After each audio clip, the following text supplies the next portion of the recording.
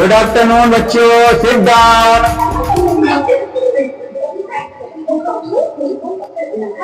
तो बच्चों, कल आपने तीसरे लेसन में क्या क्या पढ़ा था? क्या कुछ पता है आप लोगों को? तो हेलो एवरीवन, आप लोगों को आज हम टेंस के बारे में समझाने जा रहे हैं। तो सभी स्टूडेंट यहां बोर्ड पर ध्यान दें। सभी बच्चों के लिए आज का टॉपिक है बहुत ही इंटरेस्टिंग है, बहुत ही मजेदार है। तो आप देखिए, यहां पर आज के टॉपिक में आज का लेसन नंबर 4 है और लेसन नंबर 4 में आज का टॉपिक है द टेंस। हिंदी में आपको हम अधिकतर समझाएंगे और इंग्लिश में भी साथ में समझाएंगे, क्योंकि आप लोगों को इंग्लिश टू इंग्लिश अगर समझाया जाएगा तो आप लोगों को अधिक समझ में नहीं आएगा। ठीक है, तो यहां पर द टेंस, हिंदी में टेंस को काल कहते हैं। ठीक है, तो बच्चों जिस प्रकार से हिंदी में 3 काल होते हैं। कितने काल होते हैं? 3। पहला वर्तमान काल, दूसरा भूतकाल, तीसरा भविष्य काल। वर्तमान काल को इंग्लिश में प्रेजेंट टेंस कहते हैं। क्या कहते हैं? प्रेजेंट टेंस कहते हैं। पास्ट टेंस भूतकाल को कहते हैं और भविष्य काल को फ्यूचर टेंस कहते हैं। समझ में आया बच्चों? चलिए हम यहां पर आप लोगों के सामने रख देते हैं। देखो, 1 नंबर, 2 नंबर और ये 3 नंबर। यहां हम एक ग्राफ के जरिए, एक चार्ट के माध्यम से भी समझाएंगे। आपको बहुत ही इंटरेस्टिंग लगेगा, समझने में कोई परेशानी नहीं आएगी। नंबर 1 पहला होता है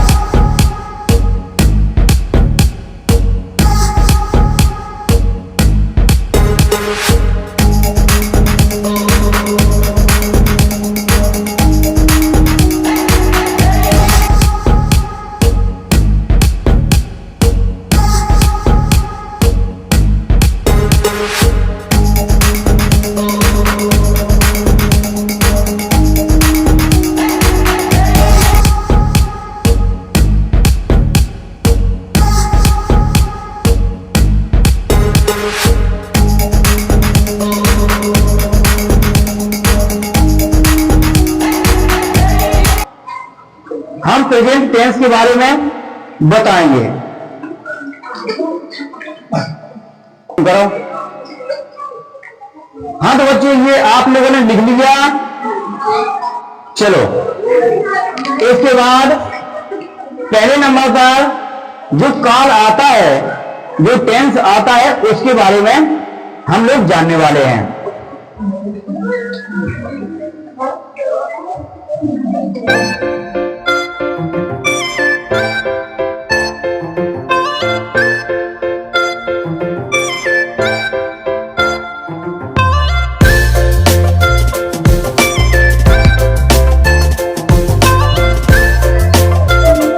बच्चों देखिए, यहां पर प्रेजेंट टेंस के बारे में आप लोगों को परिभाषा सहित हम सब कुछ बताएंगे।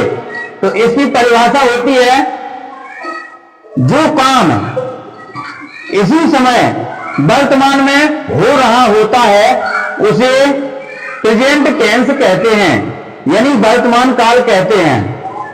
जैसे वह किताब पढ़ता है।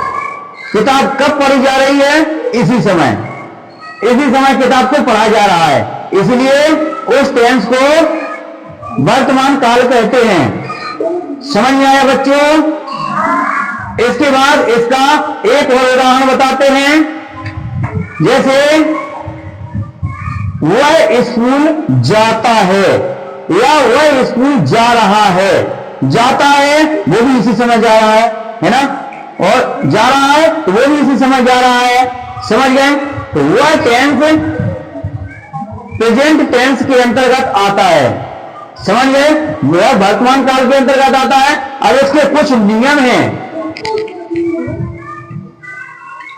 ये हमने परिभाषा समझाई है। इसके बाद हम थोड़ी सी परिभाषा लिख देते हैं, इसको समझ लीजिए।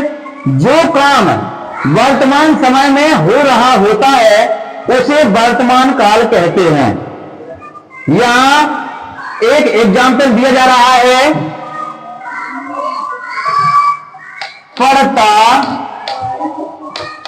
है।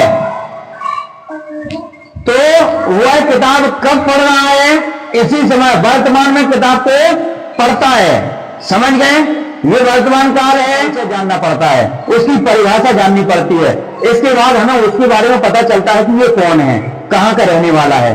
ठीक है, तो ये प्रेजेंट टेंस है। वर्तमान काल का जो थ्योरी है उसके बारे में जो बायोडाटा है वो यहां पर हमने लिख दिया है। आपको हमने बता दिया है कि ये प्रेजेंट टेंस है, तो ये इसकी वेशभूषा क्या है और ये क्या करता है और ये कौन से काम करवाता है, तो हमने यहां पर लिख दिया है। ठीक है, अब दूसरे नंबर पर बात आती है, जब ये हमने यहां पर एक एग्जाम्पल दिया है तो इस एग्जाम्पल के बारे में आप लोगों को समझाना बहुत जरूरी है। ठीक है, 1, 2 और 3 इस प्रकार से हम क्रमवाई क्रम करके आप लोगों को नियम लिखाएंगे। ठीक है, कि जैसे इसके हमें वाक्य बनाना है, इसको इंग्लिश में ट्रांसलेट करना है, तो हम इसको किस तरह से, किस नियम के अंतर्गत कौन सा नियम होना चाहिए। ठीक है, तो हम नियम नंबर 1 आप लोगों को दिखा रहे हैं कि किस तरह से इन वाक्यों को हम बनाते हैं।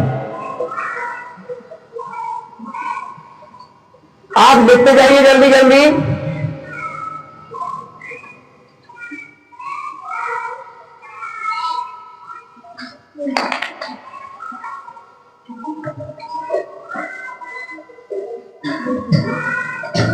बेटा दूसरी चौक लाना ही है।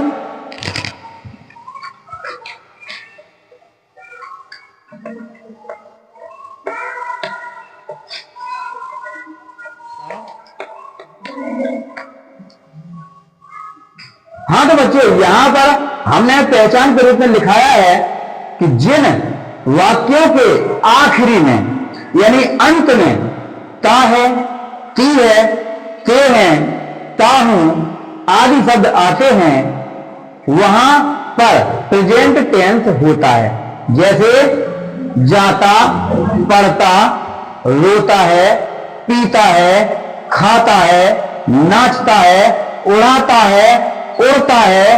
समझिए, ता आना चाहिए आखिरी में। अगर जिस वाक्य में इस प्रकार से ता है, ती है, ते हैं, ता हूं ये शब्द आए तो समझ लेना वहां पर प्रेजेंट टेंस है। हाँ तो बच्चों, कुछ इस प्रकार से भी वाक्य होते हैं। जैसे हमने ये एक नियम लिखाया है, सबसे पहले कर्ता लिखकर क्रिया में ऐसे यस होकर ऑब्जेक्ट लिख देते हैं। जैसे राम आम खाता है।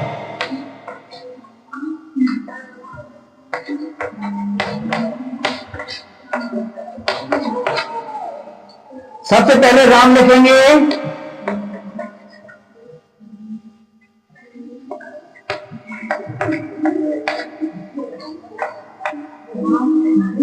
Ram eats the mango. इस प्रकार से करते हैं इन वाक्यों को। समझ गए? सीधा राम लिखेंगे और क्रिया में एस या ईएस लगा देंगे। यहां पर हमने एस लगा दिया। देखो यहां पर हमने नियम में लिखा भी है, क्रिया में एस या ईएस जोड़कर ऑब्जेक्ट लिखते हैं। यहां पर हमने वाक्य लिखा और राम ईट्स द मैंगो। ईट क्या है? क्रिया है, तो क्रिया में एस या ईएस लगाना है। ये समझ में आया? इसको लिख लीजिए अपनी कॉपी में, है ना। अब इसके आगे हम आपको और वाक्य बनवा रहे हैं। कुछ इस प्रकार से जो हम वाक्य बनवा रहे हैं उनका भी तुम्हें अध्ययन करना है और घर से लगा के बना करके लाना है।